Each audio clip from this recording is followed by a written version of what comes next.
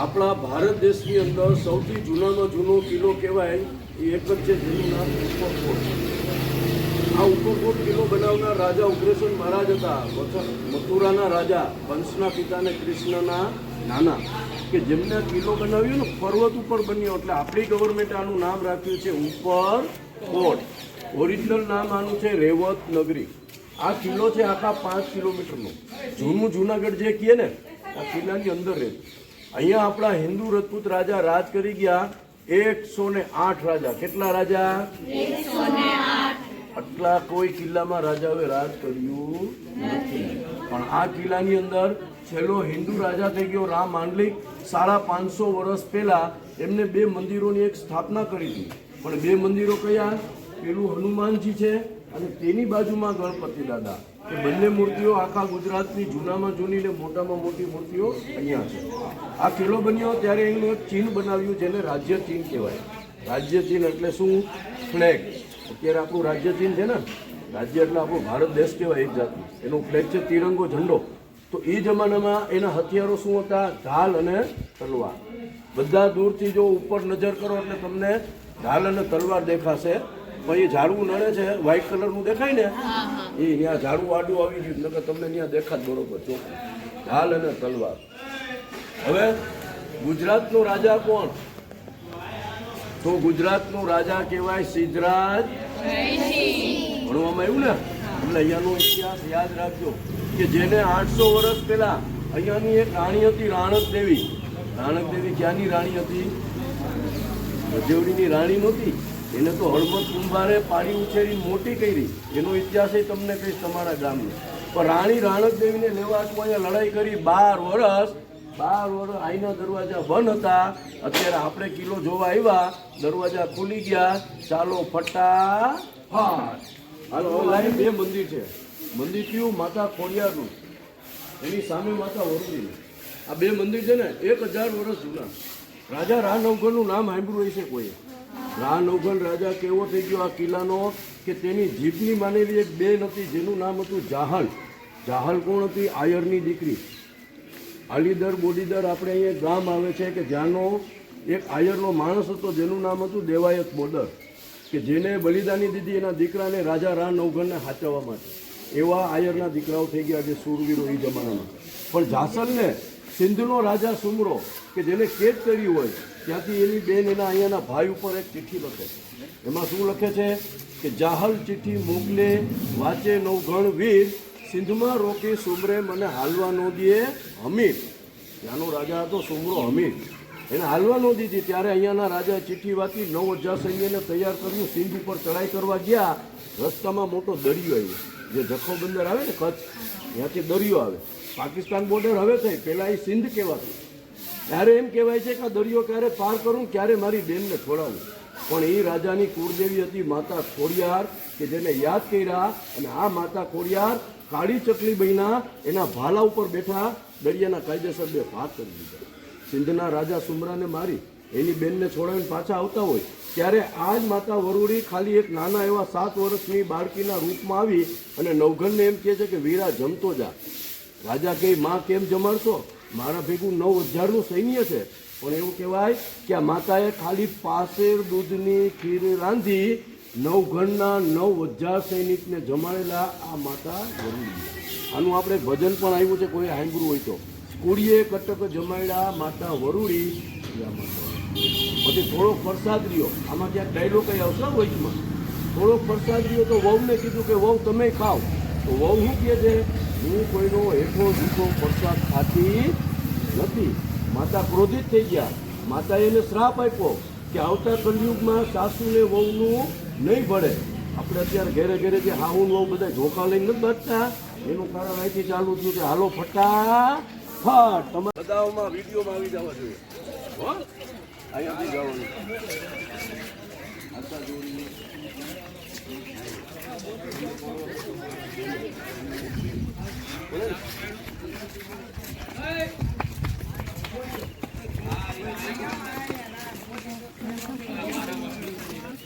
સમજો. અહીંયા ઉભા રહીજો બેન, અહીંયા આવી જાઓ. હા ઊભા નહીં થઈ જતા, એની માથે બેહો કેમ કે અહીંયા બનાવી. હવે આ બાજુ છોકરા ઉપર બે તોપ છે. મોટી તોપ છે પાછળ દેખાય એનું નામ નીલમ છે, એની બાજુમાં આપણે અહીંયા નાની દેખાય એનું નામ છે માણેક. આ બે તોપ બની ક્યાં? તુર્કી દેશ. તુર્કી અને તર્કી બે એક. દેશનું નામ તુર્કી, ભાષા ત્યાં બોલાવતી તર્કી, એટલે એક નામ પડ્યું. પણ પહેલાના જમાનામાં જે મોટા મોટા હથિયારો હોય ને એટલે કે વેપન્સ એ એક જ દેશ બનાવતો. કોણ? તુર્કી. હવે બધા આપણા દેશો બીજા દેશો બધા વેપન્સો બનાવવા માંડ્યા. પણ આ બે તોપ પંચ ધાતુથી બની. કેટલા? લોખંડ, તાંબુ, ઝરમર, કાસુ ને પિત્તળ. આ બે તોપ બની તર્કીમાં, મૂકી દીવના કિલ્લામાં. દીવનો કિલ્લો એટલે કોનો? રાજાનો નથી, એ છે પોર્ટુગીઝનો કિલ્લો, એટલે બ્રિટિશ. આ બે તોપ ત્યાં મૂકી ત્યારે આપણા એક ગુજરાતનો બાદશાહ, રાજા નહીં, બાદશાહ એટલે મુસ્લિમ, નામ એનું મોહમ્મદ શાહ. નામ સાંભળ્યું હોય છે. મોહમ્મદ શાહ કોણ? કે છેલ્લે સોમનાથ મંદિરને લૂંટવાવાળો રાજા, કે જેને સોમનાથ મંદિર લૂંટ્યા પછી આ ઉપરકોટ કિલ્લો સર કર્યો, એટલે કે એને જીતો. આખું જૂનું જુનાગઢ અહીંયા રહેતું. આખા કિલ્લાનું નામ હતું રેવત નગરી. 5000ની વસ્તી ધરાવતું આ ગામ હતું. ગામ વસ્તી બધું. કિલ્લાઓ પહેલાના જમાનામાં કેમ બનતા ખબર? તમારું મજેવડી ગામ છે ને, એક જાતનો કિલ્લો. કિલ્લો એટલે એની રક્ષા કવચ છે. પહેલાના જમાનામાં કિલ્લાઓની અંદર જ બધા ગામો વસતા. વસ્તી એટલી વધારે થતી નહીં. ગામ બહાર વસી ગયું, અહીંયા બધું થઈ ગયું જંગલ અને કબ્રસ્તાન. પણ જોજો આ જુનાગઢ છે ને, આખા ગુજરાતનો સૌથી મોટામાં મોટો જિલ્લો જુનાગઢ. સૌથી જૂનામાં જૂનું ગુજરાતનું ગામ પણ પેલું જુનાગઢ. અને આખા ભારતનું ઐતિહાસિક ને પ્રાચીન ગામ કહેવાય એ પણ જુનાગઢ. શું કામ? તો હવે સાંભળો. 1947માં આપણે ભારત દેશ અને પાકિસ્તાન જુદા થયા. એવું કહેવાય કે ભારત દેશની અંદર 3 ગામ એવા હતા કે એ લોકો પાકિસ્તાનથી કનેક્ટેડ રહેવા માંગતા હતા, એટલે એના હાથે જોડાવા માંગતા હતા. 3 ગામનું નામ ખબર છે? સાંભળજો ને યાદ રાખજો. પહેલું ગામ જમ્મુ એન્ડ કાશ્મીર, બીજું ગામ હૈદરાબાદ, ત્રીજું ગામ જુનાગઢ. પણ જુનાગઢને આઝાદી 15 ઓગસ્ટે મળી નહીં, કેમ કે જુનાગઢની અંદર નવાબોનું રાજ હતું, મુસ્લિમ નવાબ. હવે જુનાગઢનું ઐતિહાસિક ગામ, જુનાગઢને આઝાદ કરાવનાર કોણ? આપણા લોખંડી પુરુષ. કોણ? સરદાર વલ્લભભાઈ પટેલ, કે જેને જુનાગઢને આઝાદી પડી. પણ તારીખ કઈ? તો સાંભળજો, પહેલાં તમને કહી દઉં. હવે એક ફિગર આવશે, એટલે કે આંકડો. ગિરનારની સીડીઓ સાંભળી છે 9999. જુનાગઢ જિલ્લો છે જેના ગામ છે 999. જુનાગઢના નવાબ થઈ ગયા, નામ સાંભળ્યું હોય છે 9 નવાબ. અને જુનાગઢને આઝાદી મળી ત્યારે તેની તારીખ હતી 9 નવેમ્બર 1947. બધે ટોટલ શું આવ્યો? 9999 આવ્યા. હજી 9 આગળ આવશે. હવે આ બે તોપ દીવથી અહીંયા આવી ત્યારે ટ્રક નહોતા, ત્યારે 7 હાથીના ગાડા બાંધ્યા અને તોપ અહીંયા આવી. પણ અહીંયા પહોંચતા તોપને દિવસ કેટલા લઈ ગયા? 9. 9 શું કામ ને ભાઈ? કે હાથી હોય ને રોજ 20 કિલોમીટર જ હાલી શકે મેક્સિમમ. કેટલા? 20. દીવ અહીંથી 180 કિલોમીટર, એટલે કેટલા દિવસ લાગે? 9. આ બે તોપ જોઈ લ્યો, આ જુનાગઢ જોઈ લ્યો. પછી આગળ જોશું રાણક દેવી રાખેંગારનો મહેલ. ચાલો ફટાફટ ધ્યાન રાખીને પગથિયા ચડજો. સેવરવાળા છે.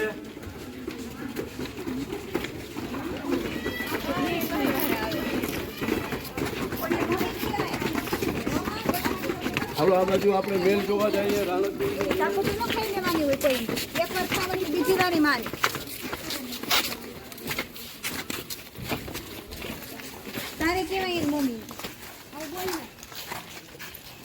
હમણાં બહાર સમજાવ્યું હતું ને કે મેલની અંદર એક આર્ટ ગેલેરી બતાવી.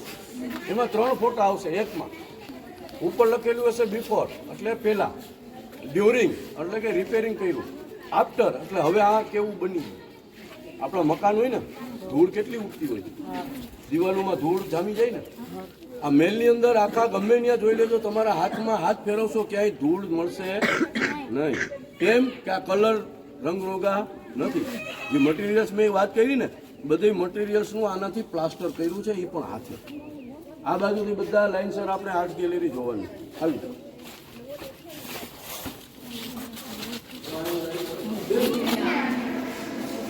હવે એ સાયન્સ એટલે હવે જો પાછું બીજું અહીંયા સાયન્સ આવે. આ રાજાનું રાજ સિંહાસન, રાજા અહીંયા બેસી રાજ કરતા હતા, એની ખુરશીઓ બધું હજી ફેર છે ચાંદીનું. આ આખો સભા પણ છે. શું છે? પહેલાના જમાનામાં સભા ભરાતી. સભામાં આખું ગામ ન હોય, કોઈ ન હોય. સભા એટલે પ્રાઇવેટ મીટિંગ. શું કહેવાય? કે જે બહારની વાતો જે પ્રાઇવેટો થાય, 4 જણા હોય. કેટલા? એ હું તમને પછી કહીશ, બધી વાત ભૂલી જાય. પણ અહીંયા મેં રાજ સિંહાસન કેટલા બતાવ્યા? એક મહાત્યું, એક અહીંયા, એક હજી આગળ તમને બતાવીશ. ટોટલ 3. હવે આ છે માર્બલ પથ્થર. માર્બલ એટલે આરસ. આરસ પથ્થરનો આવિષ્કાર કરનાર કોણ? તો જેમ આગ્રાનો તાજમહેલ છે, એ પણ તાજમહેલ છે, એ પણ આરસ પથ્થરનો. પણ મુસ્લિમે નથી એનો આવિષ્કાર કર્યો. એનો માર્બલ પથ્થરનો આવિષ્કાર કરનાર જૈન ધર્મ. કોણ? આપણા 24 તીર્થ કરશે. કેટલા? બધા જૈનોના. તમે ગમે ત્યાં જૈન મંદિર જોવા જશો ને, તમને ત્યાં 90% માર્બલ પથ્થરનો જ ઉપયોગ કરેલો જોવા મળશે. એના કારણ 3. પહેલા, પથ્થર હોય મજબૂત, પથ્થર હોય ઠંડો. આની ઉપર જે કોઈ આર્ટ્સ ગેલેરીઓ મૂકે એટલે કે ડિઝાઇન એ પડે એમાં પરફેક્ટ. હજારો વર્ષો સુધી માણસો આને હાથ ફેરવવા કરે, આ ઘસાય. ઠંડાનું કારણ શું? આપણે મેડિટેશન એટલે કે તપ કરતા હોઈએ, કોઈ પણ પ્રાર્થના કરતા હોઈએ ને, ઠંડુ મોસમ હોય તો આપણું માઇન્ડ ઠંડુ રહીએ. બરોબર? કોઈ જાતનો અવાજ ના આવે. અવાજ આવી જાય તો આપણું માઇન્ડ બીજે હોય જાય, તો આપણી પ્રાર્થનાઓ ભંગ થઈ જાય. તો માર્બલ પથ્થરનો એટલે એમને આવિષ્કાર કરે. હવે સભાખંડ એટલે શું? તો પહેલાંના જમાનામાં પ્રાઇવેટ મિટિંગો થતી આ મહેલોની અંદર. હું તમને અત્યારે સમજાવું છું. કાંઈ ઇફેક્ટ આવે છે મારા અવાજમાંથી? ઇફેક્ટ આવી કઈ? આ મહેલ આખો ઇકોસિસ્ટમ. 4 જણા સભામાં હોય. કેટલા? 4. એક મેન બેસવા વાળો રાજા, 2 પ્રધાન જે વહાં બે, વહાં બે. ચોથો માણસ કોણ? ગુપ્તચર. ગુપ્તચર એટલે શું કહેવાય? Private detective. ગુપ્તની બહારની વાતો અહીંયાના રાજા હાજર કરે કે ભાઈ ઓલા ગામમાં આવું છે, આ ગામમાં આપણા દુશ્મનો છે, આ ગામમાં આ છે, ફલાણું ઠીકું જે કોઈ હોય તો એ બધાની વાતો રાજા હારે કરે. 3 અને ચોથો પણ કેવી રીતે? તો અવાજથી. હું અવાજ કરું છું, બીજા સાંભળે. કહેવાય ને દિવાલને કાન હોય. એટલે એ જમાનામાં વાતો થતી ઈશારાઓથી અને લિપ્સથી, એટલે કે હોઠ પકડાવે 4 જણાના. પણ એના માટે આપણે 3 અલગ અલગ છે. આ કેટલા હે? તો 3 તો બેઠા હતા. મુખ્યચર ઊભે ક્યાં? અહીંથી તો તમને 3 દેખાતું નથી. ત્યાં બેઠા હોય તો દેખાય નહીં. તો આ આખા મહેલની અંદર એક પોઈન્ટ બનાવ્યો જેને સેન્ટર પોઈન્ટ કહેવાય, કે જ્યાંથી માણસ ઊભો રહીએ એટલે કે ગુપ્તચર. તો આ 3 અહીંયા બેઠા હોય એને ભેગા દેખાય ને 3 આ રાજ સિંહાસન પણ એની ચોખ્ખા દેખાય. હવે એ જોવા માટે આપણે શું કરશું? સેન્ટર પોઈન્ટ ઉપર જવું કે વાંચી ઓલાને ઉપાડીને અહીંયા મૂકી દો કે જાદુ કરું? તો આપણે સેન્ટર પોઈન્ટ ઉપર જઈએ, ત્યાંથી તમને આખા તમે બધી. હવે જુઓ, આ રાણકદેવીને રાશિકારના 800 વર્ષ પહેલાં લગ્ન થયા હતા. એના છોકરીના માંડવા 4 પથ્થર દેખાય પણ માંડવા કેટલા હે? 3. એક આપણો વિભાઈ 2 માં દેખાય. હવે આ આપણો વિભાઈ ઘુમ્મટ કેટલા? 3. એક માં, એક અહીંયા, એક ન્યા. આમે રાજ સિંહાસન દેખાય કેટલા? એક જ દેખાય. પણ છે કેટલા? 3 તેરીને 9 થયા. સેન્ટર પોઈન્ટથી તમને જો આ ઘુમ્મટનું દેખાય. અમે તમને નીચે પાણો દેખાડ્યો તો ચાવીવાળો. અંદર ચાવી દેખાણી નહીં. આ આખું ઘુમ્મટ છે ને, એની વચમાં જો એક પથ્થર દેખાય લાંબો, એ આખા ઘુમ્મટની ચાવી છે. ઉપર કોઈ પણ માણસ જાય એને એક ખાલી પાણો ત્યાંથી હટાવી દઈએ, આખું ઘુમ્મટ પડી જાય. ચાવી બનાવવાનું કારણ શું?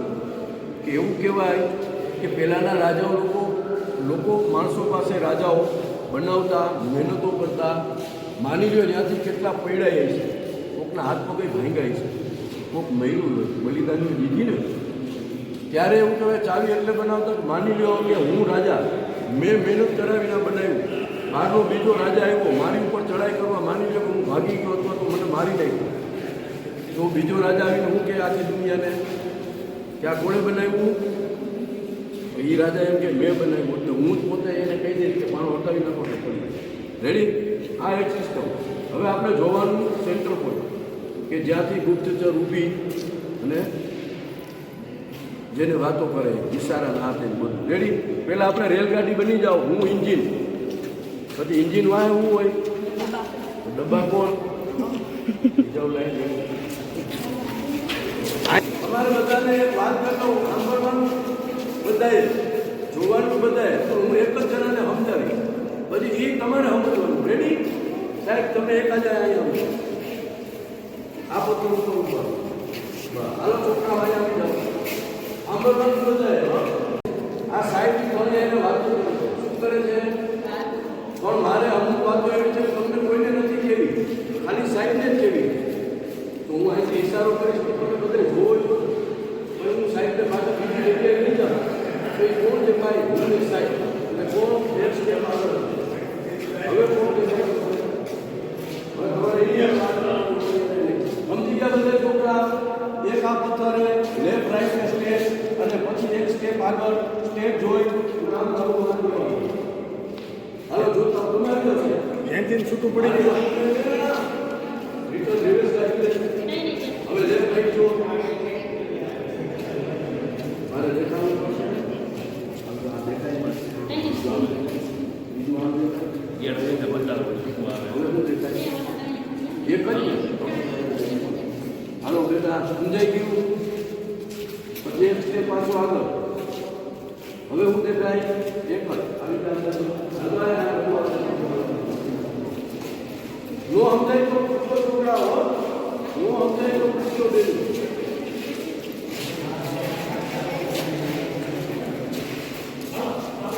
હાલો આપણે કેમ દેખાય ધીરે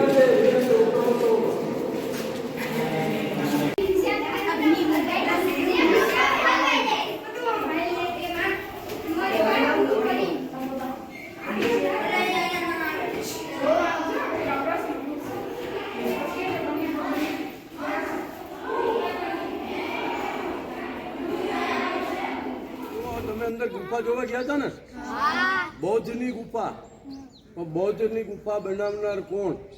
એક રાજા થઈ ગયો જેનું નામ હતું અશોક સમ્રાટ, કે જેને આખી દુનિયા ઉપર રાજ કર્યું.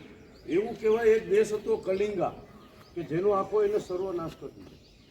ઇન્સાન એટલે કે માણસ તો માણસ, એને જનાવરોને એટલે કે પ્રાણીઓને અને જનાવરોને પણ કાપી નાખ્યા. પાણીની જેમ એને ખૂનની નદીઓ વસાવી દીધી. ત્યારે એવું કહેવાય ભગવાન બૌદ્ધ કે જે અશોક રાજાને કીધું કે આ ખૂનની નદીઓ વસાવો છો તને શું ફળ મળે છે, એકવાર બૌદ્ધ ધર્મ અપનાવીને જો. એ જ અશોક રાજાએ પોતાના હથિયાર મૂકી ગિરનાર પહાડ છે ને જેની અંદર યાત્રા કરી, પછી 2 સ્થાન બનાવ્યા કે આખા વિશ્વમાં ક્યાંય નથી. એક તો તમે ગુફા જોઈ, બીજું અશોક શિલાલેખ જે ગિરનાર તળેટી રોડ ઉપર આવેલો છે, જેની ઉપર 3 ભાષાઓમાં લેખ લખેલા, પણ વાંચવા વાળું કોઈ છે. શું કામ? કે દેશનો છેલ્લો રાજા કલિંગાનો કોણ? અશોક, કે જેને બૌદ્ધ ધર્મ અપનાવી દીધો. એ વયો ગયો. એમના 2 દીકરા હતા, એમને પણ શ્રીલંકા મોકલી દીધા. અત્યારે કલિંગા દેશનો નાશ થયા બાદ બીજો દેશ ત્યાં બન્યો જેનું નામ છે ઓડિશા. અને આ બુદ્ધની ગુફા એક જ પથ્થર કાપી જમીનની અંદર 2 માળની બનાવી. આ ગુફા પવિત્ર શું કામ કહેવાય? હું નો આવ્યો ને અંદર, તમે ગયા હતા ને જોવા, તમે શું શું જોયું નહીં મને ખબર છે. હવે જુઓ, જેમ તમે નીચે ઉતર્યા એટલે પહેલા તમને કુંડ જોવા મળ્યું, સાધુ સંતોને સ્નાન કરવાનો ઉપયોગ થતો. બીજા પાર્ટીશનમાં એટલે બીજા ફ્લોરમાં આવ્યા, ઓટલા જોવા મળ્યા, સાધુ સંતો બધા ત્યાં આરામ કરતા. એકદમ તમે જ્યારે નીચે ઉતર્યા ત્યારે તમને એક મંડપ જોવા મળ્યો. મંડપની અંદર એક ખાંચો હતો ઉગમની સાઈડ, સાધુ ત્યાં બેસીને તપસ્યા કરે. પછી ઓલું અંદર હરિયાવાળું હતું ને, કે જેલ નથી, આ તો અત્યારે જેલ રાખી કોઈ તોફાન કરે ને છોકરાને તો પૂરી ગયું. પેલા ત્યાં સાધુ સંતો જે તપસ્વી હોય ને આરામ કરવા માટે રૂમમાં પણ ચાલ્યા જતા. ચીમનીનો આવિષ્કાર કોણે કર્યો? તો બૌદ્ધ ધર્મએ. બીજા ફ્લોરમાં ઓટલાવાળું હતું ને ત્યાં એક રૂમ અહીંયા જોયો હતો અંદરથી ઓક્સિજન લાઇટ મળે આ ચીમની છે. હવે ઇકો ટોયલેટ અત્યારે જ છે એવું નથી, પહેલાના જમાનામાં હતા. ઉપર જો આ છે તમારે ઇકો ટોયલેટ દેખાય. શું છે ઇકો એટલે ઇંગ્લિશ. હવે આ કુંડી છે ને આને કહેવાય રેન વોટર સેવર, એટલે કે વરસાદનું પાણી સંગ્રહ થાય. પહેલાના જમાનામાં ડેમો તળાવો નહોતા. કુંડીઓ એટલે બનાવી કે વરસાદનું પાણી સંગ્રહ થાય. પણ કુંડી બધી જુદી જુદી છે ને, પણ જુદી નથી, એકબીજા હારે કનેક્ટેડ છે. આ ભરાઈ જાય એટલે ઓલું પાણી ઓમાં ઉડી જાય ને વધી જાય પાણી તો આ ચેનલ દ્વારા સીધું અહીંયા કૂવામાં પાણી સંગ્રહ થાય. આ એવી ગુફા. આ પવિત્ર કેમ? તમે અંદર ગયા હતા ને, બહારનો કોઈનો અવાજ આવ્યો? કોઈ કેમ? અંદર કોઈનો અવાજ ન આવે. સાધુ જ્યારે તપસ્યા કરતો એટલે એનું તપસ ભંગ થાય નહીં. હવે આપણે જોશું અડીકડીની વાવ. હવે ઇતિહાસ આપણો ચાલુ થાય ક્યાંનો? જુનાગઢ ઉપરકોટનો. હવે રાણી રાણક દેવી 800 વર્ષ પહેલા અહીંયાની રાણી કેમ બની? તો કહેવાય રાણી રાણક દેવીનો જન્મ થયો હતો સિંધ દેશમાં. સિંધ દેશનો રાજા ફતેહસિંહ. એ સમયમાં એવું કહેવાય પહાડસિંહ નામના રાજાની ઘેરે એક પુત્રીનો જન્મ થયો. જેમ આપણી ઘેરે જન્મ થાય છે તો આપણી છઠ્ઠિયું થાય, બ્રાહ્મણ આવે, આપણી જન્મ કુંડળી જોવે. તો એ જમાનામાં પણ એવું થતું. એવું કહેવાય છે પહાડસિંહ નામના રાજાની ઘેરે પુત્રીનો જન્મ થયો ત્યારે બ્રાહ્મણે તેની જન્મ કુંડળી જોઈને એટલું કીધું કે મહારાજ, આ પુત્રી જેના ઘરમાં જશે તેનું ધનોત પનોત નીકળી જશે. યાદ રાખજો આ પોઈન્ટ. શું કીધું? કે આ દીકરી જેના ઘરમાં રહે એનું ધનોત પનોત નીકળી જાય. ત્યારે રાજાએ એવો વિચાર કર્યો કે મારી જ દીકરીને જો મારા ઘરમાં રાખું તો મારા આખા રાજ્યનું ધનોત પનોત થઈ જાય. એના કરતાં હું મારી દીકરીની હું બલિદાની આપી દઉં. પણ દીકરીને એને મારી નહીં. એવું કહેવાય ચાંદીની પેટીમાં પેક કરી સિંધના દરિયા ઉપર મૂકી દીધી, જે તણાથી આવી જખો બંદર. ત્યારે આપણા મજેવડી ગામના કુંભાર થઈ ગયા હળમત કુંભાર, કે માટી ચરવા માટે ત્યાં જતા. ત્યારે એવું કહેવાય કે ચાંદીની પેટી પડી, પેટીમાંથી ખોલી ત્યારે એક પુત્રી મળી અને રણમાંથી મળ્યો એટલે એનું નામ પડ્યું રાણક. પાડી ઉછેરીને મોટી કરી ત્યારે એનું સપણ થયું કોની હારે? સિદ્ધરાજ જયસિંહ હારે. પણ તેને પ્રેમ હતો અહીંયાના રાજા રાખેંગર હારે. અહીંયાના રાજાને ખબર પડી કે ભાઈ સિદ્ધરાજની હારે એનું સપણ થયું છે. ત્યારે સિદ્ધરાજના સમયમાં અહીંયાનો રાજા રાખેંગાર મજેવડી ગામમાંથી રાણક દેવીને અહીંયા લાવી. આપણે ચોરીના માંડવા જોયા ને, ત્યાં એના લગ્ન કર્યા. લગ્ન થઈ ગયા. પણ એવું કહેવાય સિદ્ધરાજને ખબર પડી કે મારી મંગેતરને ઉપાડી ગયો છે રાખેંગાર, એનું અપમાન થયું, બદનામી મળી ને. ત્યારે એવું કહેવાય સિદ્ધરાજે અહીંયાની રાણીને લેવા માટે લડાઈ કરે છે. પણ 1-2 દિવસ, 1-2 મહિના કે 1 વર્ષ નહીં, 12 વર્ષ સુધી અહીંયા લડાઈ થાય છે. બહારના દરવાજા તે બતાડ્યા, 12 વર્ષ હતા બંધ. પણ કહેવતમાં કીધું ઘર ફૂટે ને ઘર જાય. અહીંયાની એ સમયમાં રાણી હતી રાણક દેવી, કે જે સમયમાં એના 2 ભાણિયા, તેનું નામ હતું દેસળ અને વિસળ. કે 2 ભાણિયા અનાજ લેવા માટે જાય છે. ક્યાં? વંથલી ગામ. સોમનાથ જાય એટલે રસ્તામાં આવે સોરઠ કહેવાતું. વંથલી ગામ એટલે સોરઠ કહેવાતું. એવું કહેવાય અનાજ લેવા ગયા ત્યારે સિદ્ધરાજે કીધું કે અનાજની અંદર અમારું સૈન્ય પ્રવેશ કરો. ઉપરકોટ કિલો જીતા, કિલો તમારો, રાણક દેવી અમારી. 2 ભાણિયા લલચાણા, અનાજની બદલીમાં દુશ્મનો કર્યા. એ સમયમાં યુદ્ધ દરમિયાન ઉપરકોટમાં અનાજના કોઠારો હું તમને બતાડીશ કે 12 વર્ષ સુધી સંગ્રહ થતો. એ સમયમાં એક વાવ પણ બનાવેલી હતી. વાવનું નામ હતું અડીકડીની વાવ, જે આપણે અત્યારે જોવા જશું. આ વાવ આપણા ગુજરાતની અંદર 3 વાવો છે જેને પ્રાચીનોમાં હેરિટેજમાં એનો સમાવેશ થાય છે. પહેલો નંબર આવે છે અમદાવાદની અડાલજની વાવ, નામ સાંભળ્યું હોય તો. બીજો નંબર આવે પાટણની રાણકી વાવ, નામ સાંભળ્યું હોય તો. નો જોયું હોય તો હવે હોની નોટ નવી આવી ને એની વાહ એનો ફોટો છે, રાણીની વાવ. અને ત્રીજો નંબર અડીકડીની વાવ. આ વાવનું હેરિટેજમાં સમાવેશ કેમ થયું? તો એવું કહેવાય કે વાવ બનાવી, અંદર પાણી આવ્યું નહીં. પહેલાના જમાનામાં બ્રાહ્મણ હતા જેને જ્યોતિષ મહારાજ કહેવાતા. બ્રાહ્મણે એવું કીધું કે વાવમાં કોઈ પણ 2 સગી દીકરીઓ બલિદાન આપે તો પાણી આવે. હવે એને 2 દીકરીઓ ગોતવી ક્યાં? ત્યારે એવું કહેવાય રાણી રાણક દેવીની 2 દાસી જેનું નામ હેતી અને કેતી કે 2 સગી બહેનો હતી, વારિકા દીકરીઓ હતી. એને એવું કીધું કે અમારા બલિદાનથી જો હજારો માણસોની તરસ મટતી હોય તો અમે 2 બહેનો આ વાવમાં બલિદાન દેવા તૈયાર છીએ. બંને દીકરીઓએ વાવમાં જઈ પોતાના પેટમાં ખંજર ખાઈ અને બલિદાની દીધી અને પછી પાણી આવ્યું. વાવનું પાણી જોશો ને તો ગંદુ લાગશે. શું કામ? કે સ્વયં પાણી છે. સ્વયંનો કોઈ દિવસ નાશ થતો, સ્વયં વસ્તુ હોય ને એનો નાશ ના થાય.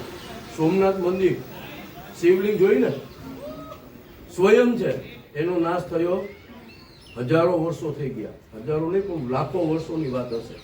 12 જ્યોતિર્લિંગમાંથી સૌથી પહેલો નંબર આવે સોમનાથ મહાદેવ. તેનું પાણી ગંદુ છે. પહેલાના લોકોની અહીંયા એક માન્યતાઓ પણ થતી, હવે બધું બંધ થઈ ગયું. પણ એનો ઇતિહાસ જળવાઈ રહે એટલે અમે ગાઈડ લોકો એનો ઇતિહાસ કહીએ. જે માણસ નીચે ઉતરે, પાણીનો કચરો હટાવે, પાણીનો કોગળો મોઢામાં લઈને બહાર આવે, બાજુમાં જાય, પાણા ઉપર પાણાની જેટલી ઢગલીઓ કરે એને એટલા માળનો એર કન્ડિશન બંગલો મળે. પણ એ બંગલો આ ભવમાં ન મળે. એના માટે પાછો આપણે બીજો જન્મ લેવો પડે. આવતા ભવનું અહીંયા બુકિંગ થાય. હવે 2 ભાણિયા કે અનાજની બદલીમાં દુશ્મન ભરી દગો કરીને દરવાજો ખોલાવ્યો ને ત્યારે અહીંયાના રાજા રાખેંગારનું તલવારેથી મસ્તક કાપ્યું. રાણક દેવીના 2 નાના નાના રાજકુંવર હતા, દગાઈ કુંવર ને માણેરો એનું નામ હતું, કે 2ને અહીંયા જ મારી નાખ્યા સિદ્ધરાજે. ત્યારે રાણક દેવી ગિરનાર ડુંગરો જેને પહાડ કહીએ, યાત્રા કરતી, પૂજા કરતી. માતા અંબાદેવીનું મંદિર છે ને, શક્તિપીઠ છે. હો, આપણા દેશમાં કેટલી શક્તિપીઠો છે? 51. આપણા દેશમાં 52મી છે હિંગળાજ માતા પાકિસ્તાનની. કેટલી ટોટલ? 52. એમાંથી એક આ પેટનો ભાગ અંબાજી દેવી. ગિરનાર આખાને શ્રાપ આપી દીધો જો આ રાણક દેવીએ. ઊંચો ગઢ ગિરનાર વાદળથી વાતું કરે, મરતા રાખે ગાર, તું ખરેડી ખાંગો કેમ ન થયો. આવું કહેવાથી ગિરનારના બધા પથ્થરો પડવા માંડ્યા. મોટા મોટા ઋષિમુનિઓ બ્રાહ્મણોએ કીધું કે દેવી ગિરનારને રોકો, આ ડુંગરો પડી ગયો ને કોઈ જાત્રા કરવા આવશે. થાપો મારી રોકી દીધો. તમને બધાને યાદ હોય, કોઈ ગયા હોય તો ગિરનાર ઉપર જાઓ, 2700 સીડી ચડો, રાણક દેવીના થાપ આવે ને પાણો, લટકતો પાણો હાલમાં છે. અત્યારે 2000ની સાલમાં ભૂકંપ આવ્યો હતો ને, ગામના ગામ જમીનમાં ગયા, બિલ્ડિંગોની બિલ્ડિંગો પડી. તમે એકય વખત સાંભળ્યું ભૂકંપના સમયે ગિરનારની કાંકરી આવી, જુનાગઢનો ઉપરકોટનો એક કાંગરો હેલો. આ બધું સતના આધારે ઉભેલું. છેલ્લે રાણી એકલી પડી ગઈ. અગ્નિ સંસ્કાર દેવા વાળું કોઈ હતું. રાણી સુરેન્દ્રનગર જિલ્લો વઢવાણ ગામ, ગામની નદી ભોગવો જ્યાં સતી થઈ, પાણીની વાય સતી થઈ ગઈ. સિદ્ધરાજ છેલ્લે એકલો રહી ગયો, એને પણ કાંઈ રહ્યું. છેલ્લે એ વાંઢો ગયો. યાદ આવ્યું કાંઈ ઇતિહાસમાં? હું રામ રામ તો કે રીંગણા. જન્મ કુંડળી કોને જોઈ? કેની જોઈ? રાણક દેવીની જોઈ. હળમત કુંભારની ઘેરે ગઈ, રાખેંગારાને લગ્ન થયા, રાખેંગારનું ધનોત્પન્ન નીકળી ગયું, સિદ્ધરાજ ઉપાડી જતો હતો, સિદ્ધરાજનું ધનોત્પન્ન નીકળી ગયું. આ બધી સત્ય ઘટનાઓના હાથી ઇતિહાસ છે. આ બધો રિયલ ઇતિહાસ. આ ઉપરકોટનો રાણક દેવી રાખેંગારનો ઇતિહાસ. વાવ જોવા જવાનું, આમ હાલીને ઉપર સામે દિવાલેથી ટેકો વાવ દેતા નહીં. વાવ જોઈને પાછા અહીંયા નહીં આવવાનું, ત્યાંથી આમ રાઉન્ડ મારશો એટલે સીધા અહીંયા ફૂડ કોર્ટ પાસે આવી જાઓ, એટલે હું તમને અહીંયા મળીશ. જાઓ જોઈ આવો બધા હરીકડીની વાવ. સીધા આ કૂવો ગોળ નથી ને, તો વાવ ને કૂવામાં ફરક શું? વાવ હંમેશા ગોળ હોય, એના પગથિયા સ્ટ્રેટ હોય. કૂવો હંમેશા ચોરસ હોય, લગભગ એના પગથિયા ન હોય, પણ અહીંયા પગથિયા છે. સાઈડમાં બારીઓ દેખાડી, બોખલા, એ ઓક્સિજન એટલે હવા બારી કહેવાય. પહેલાના જમાનામાં લાઇટું નહોતી, તો બારીઓ એટલે રાખતા કે જેનાથી એને ઓક્સિજન મળે, હવા મળે અને લાઇટ્સ મળે. હજી અંદર જવું હોય ને તો જ કે મીણબત્તી જોઈએ, એના વગર ઉતરાય નહીં. હવે આ કૂવાનું નામ શું? નવઘણ કૂવો. કાંઈ યાદ આવ્યું? કૂવાની બારીઓ કેટલી? 9. કૂવાના ખંડ કેટલા? 9. આ કૂવો રાજાએ ગામની પ્રજાને રોજી રોટી મળે અને પાણી પીવા માટે કૂવો બનાવ્યો. કેટલો ઊંડો છે, પાણીની વેલ્યુ એ જમાનામાં જોજો શું હતી. પાણી હાટું કૂવો બનાવ્યો, પણ કૂવાને બનાવતા બનાવતા 19 વર્ષ થયા. 350 ફૂટ ઊંડો, 236 સીડી અંદર જવાની, અંદર અહીંયા ચામડાના કોસ રાખી પાણી સીધતા. આપણામાં એક કહેવત છે, ખબર છે? કૂવામાં હોય તો કૂવામાં હોય તો અવેડામાં આવે. બાજુમાં અવેડો રાખતા, પાણીનો બધો સંગ્રહ થાય. એ પાણી ગામની પ્રજાને કોઈ પીવડાવે નહીં. એ પાણી બધું જાય ખેતીવાડીઓમાં, જ્યાં બધું અનાજ પાકે. જેટલું પણ અનાજ આવે, હું તમને અહીંયા અનાજના કોઠારો બતાડીશ કે એમાં સંગ્રહ થાય. પણ જમીનમાં કેમ? અત્યારે તો આપણી ઘરે પેટીયું હોય ને, કોઠિયું ના ને તે ને. જૂના જમાનામાં લાકડાની મોટી મોટી પેટીયું થતી. તો ભાઈ જમીનમાં છુપાવે કેમ? ખાડાઓ કરીને. તો એવું કહેવાય કે એ જમાનામાં અનાજ હોય વધારે તો યુદ્ધો થતા, અનાજ માટે પણ યુદ્ધો થતા. એને સંગ્રહ કર્યો. આની અંદરથી અનાજ કાઢીને કિલ્લાની પ્રજાને 12 વર્ષ સુધી યુદ્ધ થયું. અહીંયા 5000ની વસ્તીને જમાડ્યા. ગામના લોકોને પાણી ભરવા અંદર જવું પડે. પહેલાંના જમાનામાં 50 વર્ષનું બૈરું અંદર જાય પાણી ભરવા. કેવી રીતે? કાખમાં ટોકરું, માથા ઉપર હાંડો, હાથમાં મસાલ લઈ નીચે જઈ પાણી ભરીને પાછા આવે. આ જમાનામાં 20 વર્ષનું બૈરું પણ અંદર જાય, અડધેથી પાછું આવી અને હાથી રહ્યું. એટલે આની એક કહેવત રાખી કે અડી કડી વાવ, 9 ગણ કૂવો, નો જોવે એ જીવતો મૂવો. આ કહેવત એટલે રાખી છે કે પહેલાંના જમાનામાં રાજાઓ પ્રજાઓ પાસે કેવી કેવી મહેનતો કરાવતા પાણી માટે. એટલે આની વેલ્યુ શું છે ને અત્યારે આપણને ખબર પડે. વાવ ને કૂવો તમે બધાએ જોઈ લીધો, એટલે તમે બધાએ થઈ ગયા જીવતા જીવા. હાલો ફટા.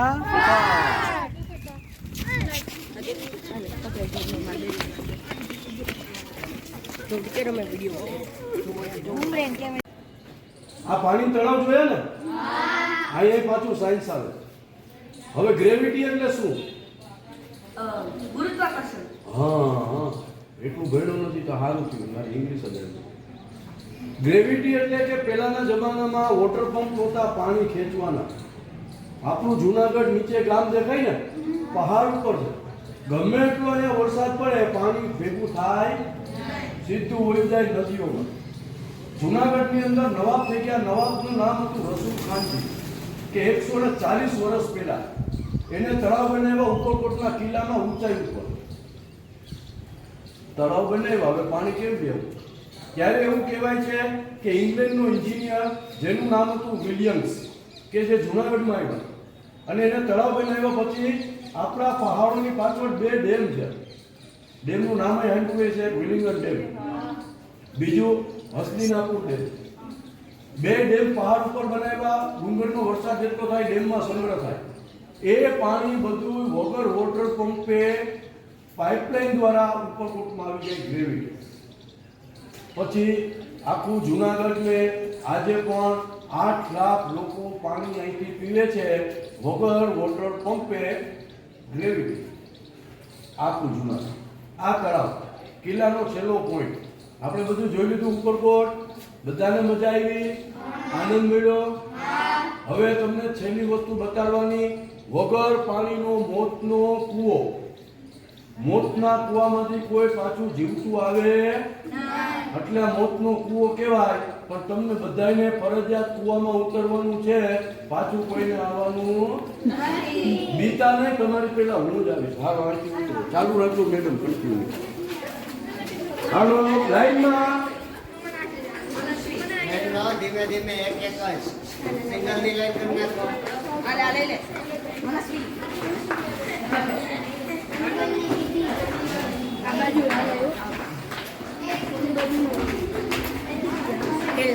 સિગ્નલ